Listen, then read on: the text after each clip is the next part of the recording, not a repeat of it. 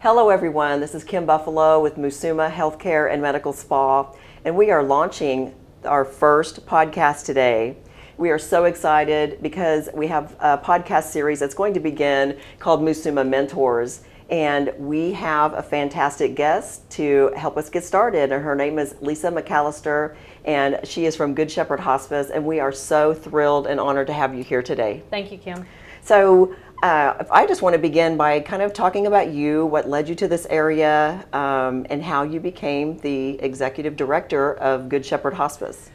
So I originally moved to Grove in 2001.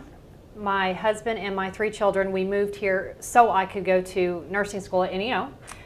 I graduated in 2003 with my associate's degree, and I worked at the hospital for a little while. And on med-surg, I'm not an adrenaline junkie. I like acute care. And then I did that for a couple of years, and then I went into long-term care. I eventually got into home health and became a director, regional director, and then was recruited by one of my very good friends to Good Shepherd whenever Jonelle was retiring. Oh, that's awesome. Yeah. Okay. So. Yes, well, that's very inspiring. So tell us about your further education. So my kids, they were just, during the time that I was in nursing school, I just totally, had to give all I had. And so I promised them that I would not pursue any further education until they were older.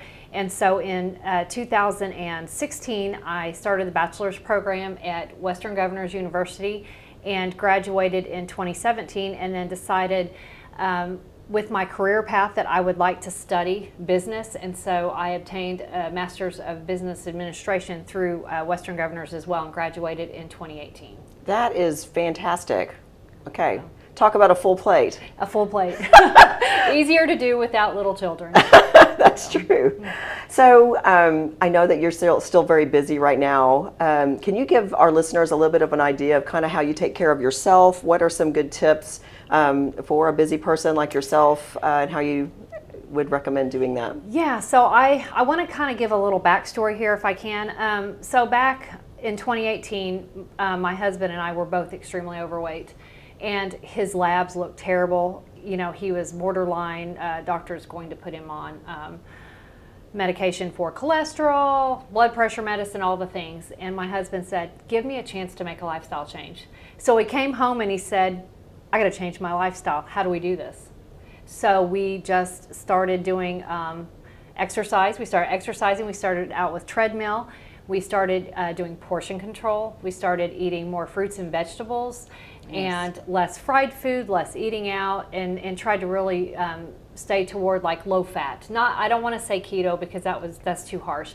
And so we started that, and we have maintained that this whole time. That's amazing. I've lost, I think, 66 pounds, and he's lost around 100. That is amazing. What a fantastic testimony. That's a lot of hard work and dedication. It is a lot of hard work. It's a lot of hard work. So bet you feel so much better. Feel a lot better. I complain some days because my clothes are too big, but that's okay because it took a lot to get there, and I want to maintain that. So I eat a lot of vegetables and low-fat meat and exercise. I try to do treadmill at least 3 times a week, and then weight training twice a week. So I try to work out at least 5 days a week. That is fantastic. So that gives us something to look up to, doesn't it, listeners? Yeah. So I just wanted to mention as well too.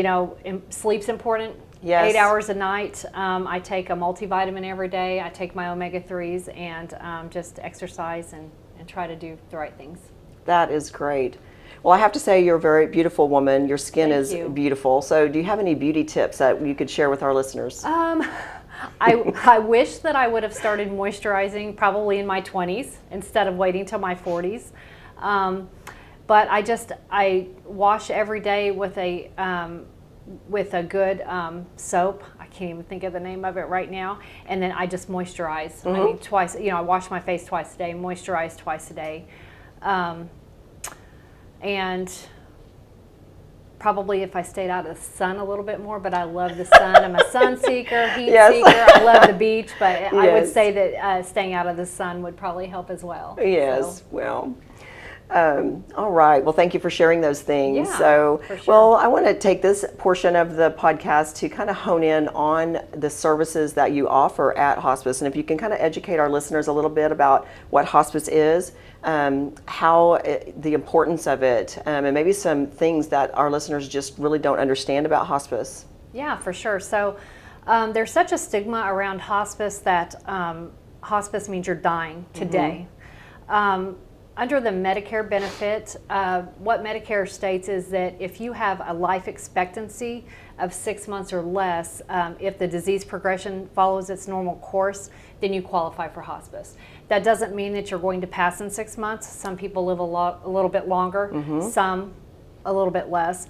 But we like to get persons on board early on so they can meet their team, develop that relationship and that rapport, and feel comfortable with them.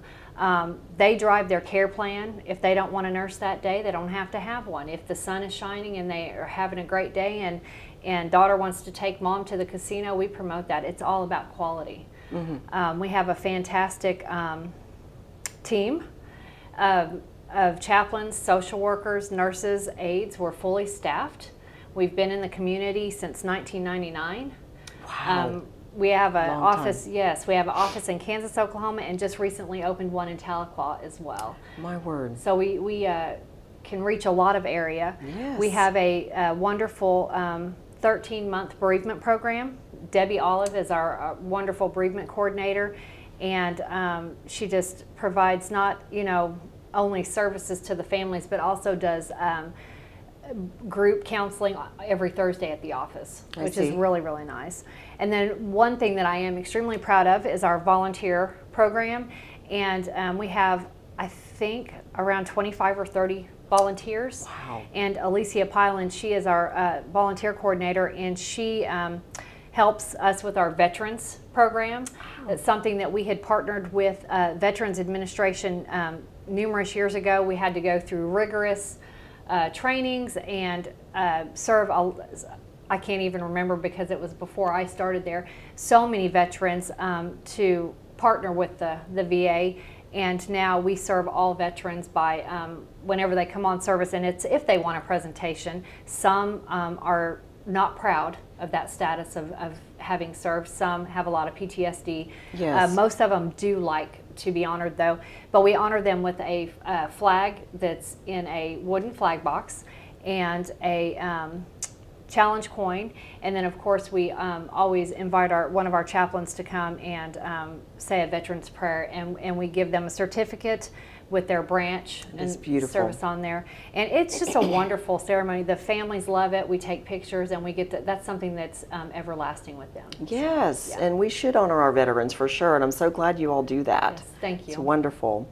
So if we have listeners out there that have family members who are very ill and they're starting to possibly face this time of life, what can they have a conversation with their doctor about hospice, and how do they go about getting a referral, or can they just call your office? Absolutely, they can talk to their physician and see what he recommends, and that's part of our what we do with physicians that we partner with as well, is having that talk with your patients early, especially if they know they have a disease that is going to progress. COPD, heart disease, cancer is the worst one.